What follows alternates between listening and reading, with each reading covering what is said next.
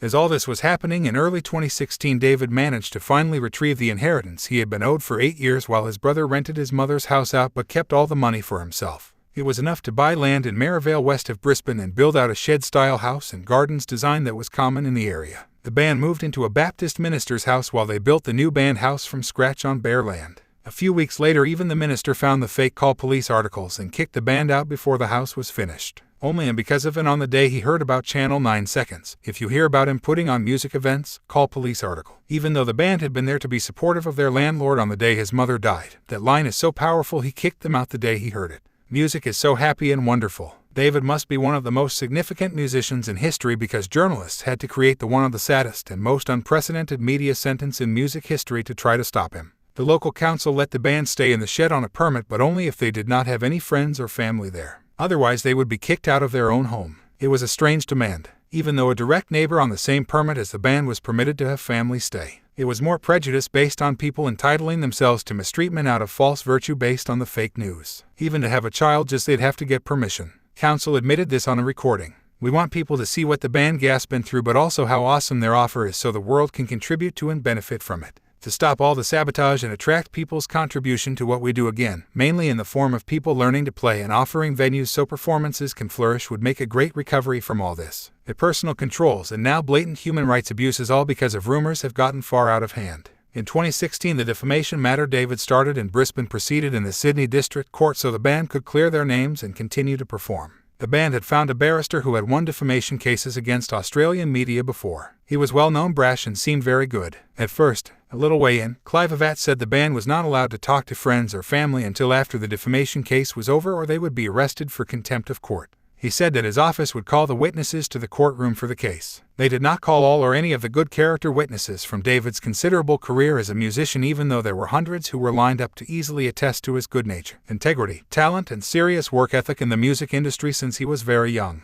Every single one would have been useful. Some of them were past-paying fans in Sydney. These fans were desperately disallowed from being in the courtroom because they would have proven that Channel 9 lied about the musician and everything they said, and would have proved that all the financial bullying was to try to keep him quiet about the abuses, but it didn't work. David especially sought to bring one of his fans, Tony, who had been to many of David's events and bought all his albums. 9 did not want him at the hearing. After the Sydney District Court agreed to continue with David's defamation claim started in Brisbane, Channel 9 immediately sent an extortion letter that if David continued to even try to get justice for their attacks and lies that brought death threats and losses of millions of dollars on property and event successes for his albums, they would immediately be taking David's house, blocking him from travel, and taking all his money if he proceeded with the defamation claim, but that they would not do any of that if he quit and let them off. They wanted to completely get out of the trouble they caused with no consequences after costing David millions of dollars in lost clients for easy guitar, all the island guests, and other opportunities that were lost because Channel 9 was trying to wreck his events with aggressive force by telling people not to go to them and call police. They really outdid themselves. This is by far the worst thing a cat has ever done to an Australian artist. They really needed to get out of this one, or this guy might come for the whole network with body bags. The threat letter Channel 9 sent to David in November 2016 had nothing to do with the outcome of the defamation matter. That was not happening for another 2.5 years. They called him a bankrupt in the article as if it was somehow through his own laziness, but it wasn't. He was solvent and very shrewd with money. It was 9 who did it to him for standing up for himself when they were destroying everything he did to earn a living. Trying to write him up as bankrupt while he was solvent was another form of name-calling from the defamation playbook. The letter stated that even though the article had ruined 30 years of work and sacrifice to build respect and a great reputation by boldly and ghoulishly making fake criminal claims, Channel 9 expected to just walk away without any cost, or else they would take away his only place to live right now before the case is even heard. What Channel 9 was doing was a criminal act called extortion, which is against Section 145 of the Criminal Code. Clive called David and said, "I've already told them to go fuck themselves." Seems David didn't have any choice anyway, and he agreed with the point Clive was making. 9 sent a similar threat on 4 separate occasions, then had local police lay 11 sets of serious fake charges to intimidate him, but David stood strong and got rid of them all by proving each one of them was a fake with evidence that contradicted the lies in each case Channel 9 paid police to bring on him. They had no idea what to do. He couldn't be intimidated, even by Australia's largest criminal organization. He just wanted to play music. He didn't need all this. In June 2016, a used car salesman-looking guy appeared at the band house and handed David a thick packet with the predatory one-creditor bankruptcy petition paperwork in it 9 had prepared. When a person is actually bankrupt, there is normally a series of people who band together and form a petition to take a hold of the person's remaining assets and have some of what was owed paid back to each of them. This wasn't like that. There was only one name on the group petition, the executive producer of A Current Affair. Your debts have to be bigger than your assets for the court to act. David's net assets were over 20 times the amount Channel 9 was trying to use to take everything. He was extremely solvent with no credit cards or bank overdrafts and used cash for everything. That's why it was even more insulting and false to describe him as someone who misused consumer credit. If you have a counterclaim against the people trying to make the petition, there's no requirement under the law to give them anything because they'll owe you way more in the end. Channel 9 claimed the amount was not owed to the 9 Network, but 9 Network was written on their demand letters. There were contradictions in everything 9 said from the start. That means it's easy to prove they lied and caused damage and costs on purpose in the end with the help of a corrupt judge, as you'll soon see. A series of federal court hearings began against the musician where Channel 9 began trying to take his band house. They claimed he was insolvent, but he had $100,000 assets, no debt, and his cash flow qualified him for a $30,000 loan. Channel 9 wanted $4,000. He offered to pay them out, but they refused. They only wanted the money if it was taken by force through taking over and selling his house. On October 25, 2017, even though David is solvent, a predatory one-creditor bankruptcy order is made to sell all of his assets he needed as a base for his music tours in order to give Channel 9 $4,000. They would try to create other fake bills in his name to take the rest. Kitty realizes this means she'll have nowhere to put the cats because she only rescued so many because the property was so large. She felt so low that she posted a suicide note on social media. She had raised most of them from birth over the past 7 years and called them her catababies. Channel 9 is willing to kill vulnerable women and their pets. Do you still want to do what they tell you now? For those of you with a spiritual inclination, in her words, she had put her soul into the animals and caring for them and felt as if her soul was being torn in two to have them pulled away from her and most likely killed. Just so Channel 9 could get away with lying about the band, saying they don't put on or play at their events when they do.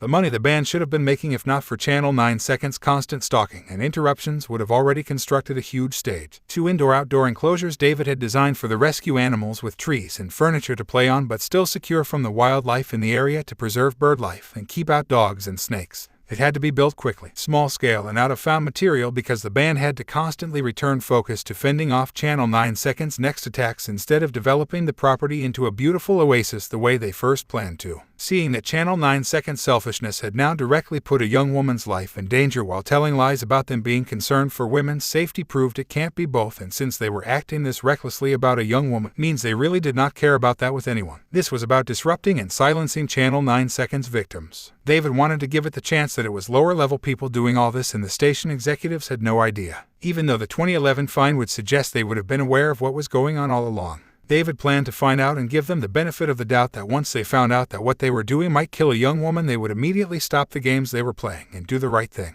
David's skills in investing gave him the knowledge that if he bought shares in Channel 9, he had the legal right to attend their next annual general meeting to speak with the executives in person. So he did so. They were only $1. He also visited Clive, his barrister, in person for the first time, since his chambers were on the same street as Channel 9 Second's meeting. Clive said, "So you are real," as if to mock the Channel 9 articles. No part of the Defamation Act enables a court to silence a publisher, only award damages against a person or entity if they lie about an individual and cause them harm. In December 2018, Kitty reached out to the girls who were going to lie in court for Channel 9 and pleaded with them to please just tell the truth. The judge then ordered Kitty could not talk about the case or to any witness, even though he'd not spoken to anyone in the witness list. David's lawyer stated that in order to prevent Kitty being arrested, he had to sign off on a voluntary gag order that he was not allowed to talk about the case or his life publicly either, and that if he signed off, they would leave her alone. It was another abuse through extortion, as he felt coerced with an arrest threat into keeping quiet about what they had done to him, in case he may not get the chance again. David wrote his entire life story, a 550-page opus, in 1 month, published it through Amazon, and submitted it as evidence. David's neighbor in Maryvale named Pat, who had lived in the town for decades, mentioned there was an out-of-town guy staying in the rental property that overlooked the band house in the weeks leading up to the case. David's lawyer said to come to Sydney a week early so they could have a meeting about the case. To keep costs down and to see the sights, the band decided to travel by car from Maryvale to Sydney. They never used credit cards or loans even before Channel 9 bankrupted the group. On Sunday, the 17th of February 2019, they drive from the band house to travel to Tamworth. It was a 9-hour drive to Sydney, so they planned to stay in Tamworth for the Sunday night and then drive the rest of the way to Sydney on the Monday morning to meet with the lawyers. At their request, then, the defamation case was scheduled to begin the following week on Monday, the 25th of February 2019, in the Sydney District Court. It was a historic treat to wander around the country music capital of the nation, taking photos at the Gold Guitar and seeing the murals and music history in the area on the Sunday night.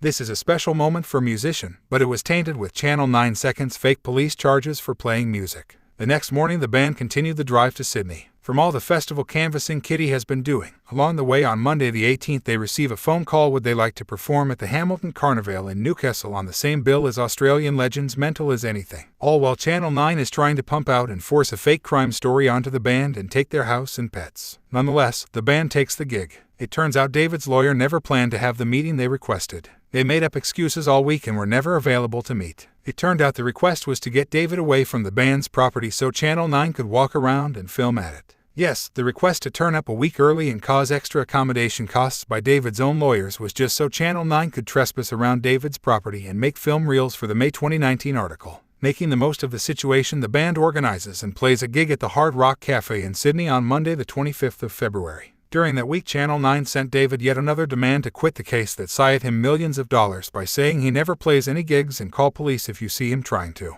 This was now the fourth threat from them about his house. They still had control of it 2 years later. This time very openly stating stop the case or else his house would be sold. In a normal bankruptcy it's not just about selling one asset, and they definitely don't just keep a hold of the person's house for 2 years and not sell just so they can dangle it over the person to make them do what they want. This was especially worse since David's brother had for 8 years illegally kept for himself the inheritance Channel 9 was now trying to take to get away with misrepresenting David in the public's eye, now with the help of a corrupt court. But more than all that, these letters from Channel 9 are simply abuse and spite because there's no point saying yes to them because if you quit trying to get justice like Channel 9 wanted him to, your own lawyers send you a bill and take your house anyway, and Channel 9 was also severely lying. There was mountains of evidence that prove that. As the case begins, David takes the stand holding his albums as the core evidence he is a performing musician. Channel 9 Seconds barrister Sandy Dawson spends 6 days screaming at David making false accusations. Since Clive passed away, David's remaining lawyers had changed the original defamation claim paperwork to benefit Channel 9 against their own client's interests without notifying their own client. Aggravated damages is a legal term meaning extra damages because the person lying knew they were lying and did it out of malice, not by mistake. In the original paperwork Clive prepared, aggravated damages were pleas or requested from the court. There is a limit to the general payout a victim of defamation can be paid by a court, but there is no limit to the amount of aggravated damages a person can be ordered to pay if it turns out they lied on purpose. That's the part Channel 9 was afraid of because it can and has cost them millions of dollars in past. David's new barrister stood up, spoke to the judge, and now claimed aggravated damages were not plead or requested. He never discussed this with David. In the lunch break, David recorded a conversation with his lawyers asking them directly why aggravated damages were not plead when Clive had included this in the original claim and they had never discussed this massive change with their client. They stated to his face in the lunch break that aggravated damages were plead. They later stood back up in the court and again said they were not seeking aggravated damages, and the judge took note of it. A sham was unfolding by the court and his lawyers to assist Channel 9 in the most significant defamation case in history. The judge then takes the day off to give a speech about defamation at a local university. The students have no idea what she is also up to that week. After perverting the court application to be worth nothing even in the event of a win, Channel 9 called their first witness who spoke in the first fake article. Jess walked into the courtroom. Jess takes an oath to tell the truth. Jess admitted she lied in the article and that David never instructed her in any way about food. They were his own food portions from his personal training program. Shayla took the stand. Shayla admitted she lied in her article and that she was never followed around everywhere like she first said. Barbara, the island vendor's wife, took the stand and said she and Bill went to the girl's house for dinner. Bill, the island vendor, who said he didn't care about the article, took the stand to help Channel 9. Bill stated he only saw the article after the 17th of September, which was a lie because he responded to an email that he'd seen the article back on September 4th. It turns out Bill referred to the article on the boat trip over. That's why he took the girls on his own. He told them not to trust David and talked about the articles to stop the business processes and income streams that were completing the sale of the island, which would mean Bill could no longer go there. This was a critical lie for Bill to tell about the timing of when he saw the article and his other actions, because every time a person is having a great time for days to weeks, then at the very moment they see the article, the lies and negative false claims begin. The person then believing, copying what Channel 9 tells them to say because they become afraid to tell the truth in case 9 does the same thing to them. Because they do, 9 has to try to separate those two items in the timeline. When a person sees the article and the bizarre and criminal things they do in reaction to it, because otherwise it's obvious to everyone who sees the real timeline that it's the articles that are the only things causing the chaos, negative stories and financial losses, and 9 has to pay for that intentional damage. Of course, the articles have that effect on people. That's what they were designed for. Bill said the opposite to Barbara. He said that the girls came to his house for dinner. While Bill was talking, his wife Barbara, who was also messaging people not to come to the island, was shouting out to change his answers because the court could see he was saying something different to what his wife said under oath. This is completely illegal.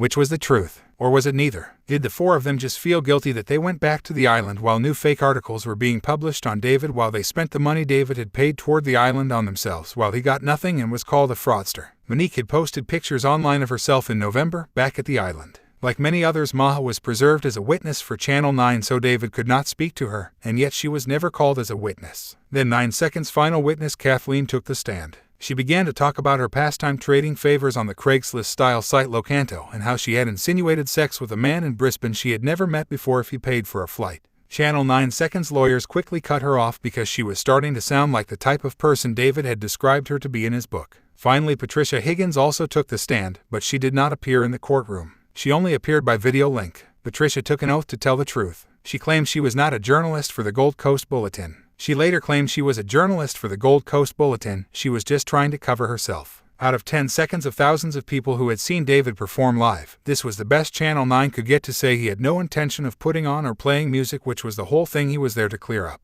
They had nothing. Then in the second last week of the case against the false articles that said the band doesn't ever turn up to their events, the band drove to Newcastle to play the gig they were booked for on the same bill as Australian music legends Mental as Anything. Before the show, someone had been stalking the group, messaged the makeup artist for the gig and told them not to come, that the show wasn't going to be put on and that a makeup artist was no longer necessary. It was someone from Channel 9. They were trying to sabotage the gig right in the middle of a court case where they were trying to prove that David has no intention of playing his gigs. It didn't matter. One of the girls in the band was a makeup artist and did all the girls and David's makeup in a park before the show. The band trekked back to Sydney to finish seeing out the court case. Surely they'd win. The article was about whether or not they played their gigs. It was even called Ticket Con, and they were so busy as working musicians they were playing gigs right through the court case itself. Patricia Higgins, who started the whole call police if you hear about him putting on a concert thing, only appeared via video link. Patricia lied under oath by stating, "I'm not a journalist." Whether or not she's a journalist is critical to her motives, because what she wrote on Facebook was clearly a lie, and if she works for the Gold Coast Bulletin, then it becomes more likely they put her up to it, and that the sentiment and purpose of the whole campaign was really only about what she first started writing about, an attack to stop his music events getting bigger. On further questioning, she changes her story under oath and admits, "Patricia, I am a journalist.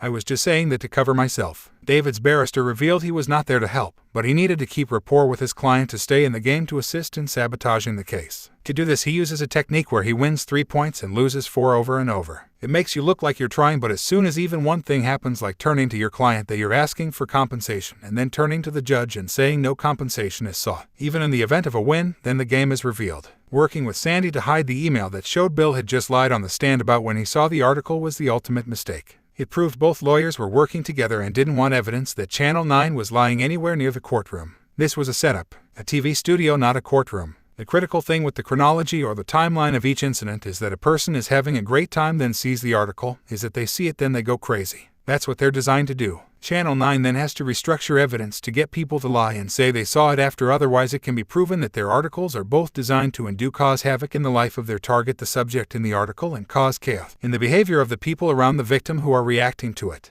It's designed to create bad circumstances and financial breakdowns. It's like a communication bomb. It's dangerous, and it's a form of terrorism that disregards the safety of the target and the people engaged to do 9 seconds dirty work. David produced the email to the MS lawyers that proved Bill had just lied under oath, and that Bill had actually responded to that email that notified him about the articles back 2 weeks before on September the 4th, and the trip wasn't until September 17th. Rowlandson took the piece of evidence and showed it to Sandy Dawson, who handed it back and said it's only business records. It was critical evidence that Bill had lied on a matter that was material to the outcome of the case, and handing it back to hide it from the court was contempt of court and evidence that a mistrial was going on. Throughout the case, Channel 9 Seconds lawyers have no integrity and continually peer over David's shoulder at his case notes. David barrister makes a mysterious phone call at the end of the hearing. Coordinates the camera crew so the opponent can film his own client after the rigged trial. Channel 9 got sued for saying that all of one musician's concerts were a police matter and that he never intends to get up and play or perform at any of his events, even though he has no police record for anything.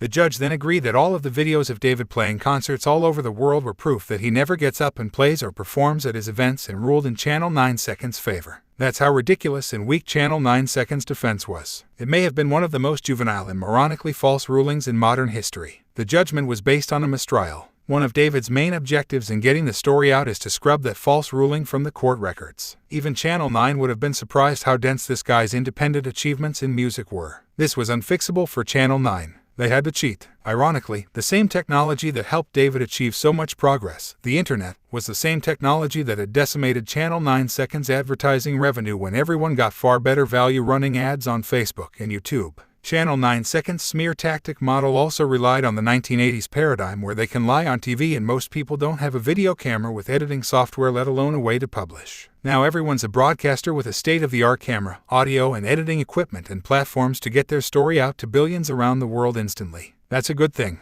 That makes it a safer world. Thank you for helping us with that.